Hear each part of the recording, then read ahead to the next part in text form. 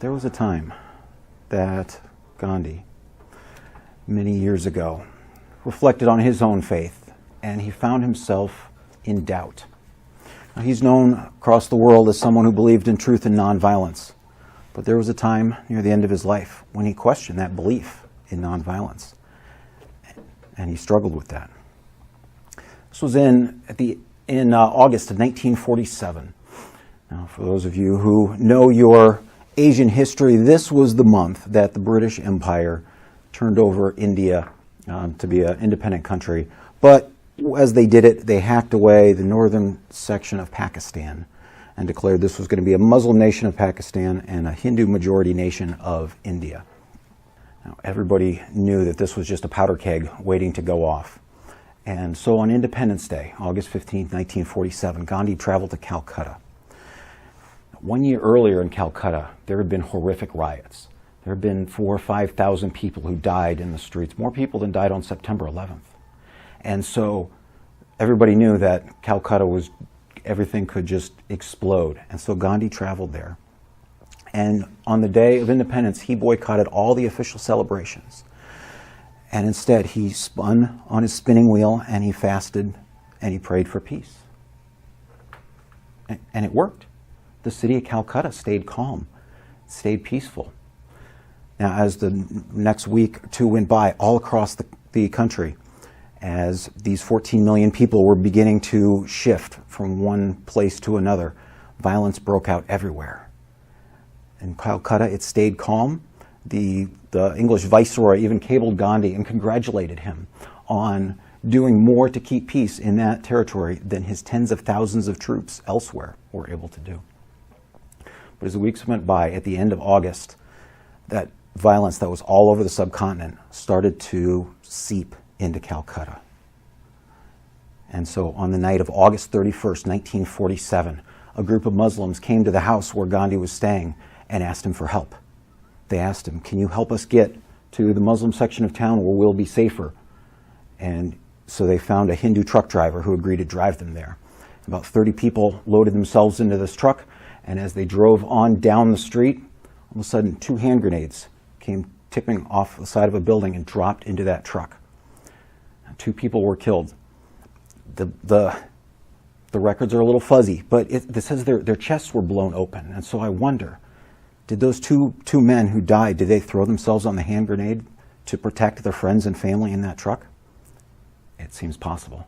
So Gandhi heard this explosion and he came out with his translator, Nirmal Kumar Bose, and they saw the 2 dead men sitting there, lying there in the street. And they saw the mother of one of the men holding her son's body, just the blood seeping into her own clothes, and she cried, she wailed, she wept. And Gandhi stood and watched her in silence. Finally, he said to his translator, he said, go tell her that God gave her son at his pleasure, and God in his pleasure has taken her son away. And the translator said, no, I can't do that. And Gandhi continued to stare in silence and then went back to the house. Now, as other people gathered around, as the police came, there was another group of Hindu youths that came and approached Gandhi's translator and said, look, we don't understand nonviolence.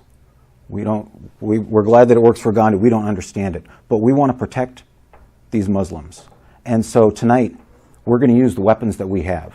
We have machine guns. But we're going to protect these people the only way that we know how. And we need you to ask Gandhi that if we get arrested for all these illegal guns that we have, he needs to get us out of jail.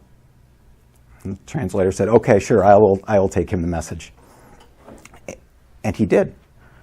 And when Gandhi heard this, his translator, expecting this to just be blown off, Gandhi said, go tell them I am with them. And the translator was confused. He said, I don't understand. He said, this is an order. Go tell them I am with them. The translator came back a little while later and tried to talk to Gandhi and said, why don't you tell them that violence is wrong? And Gandhi looked very old, looked very tired, and said, how can I tell them that violence is wrong if I can't prove that nonviolence is a better solution? That night went by, and the next day Gandhi announced he was starting a fast, and he would eat no food and drink nothing but water with salt and soda until peace had come back to Calcutta. He wasn't really sure about whether or not this was the right thing to do. The governor of the province came and tried to talk him out of it. But he had lost his faith, and he was looking for a way to prove that nonviolence was a better solution. As the first day went by, the word of Gandhi's fast started to spread around the city. And people said, why is Gandhi fasting? Because he wants peace to come back to our city.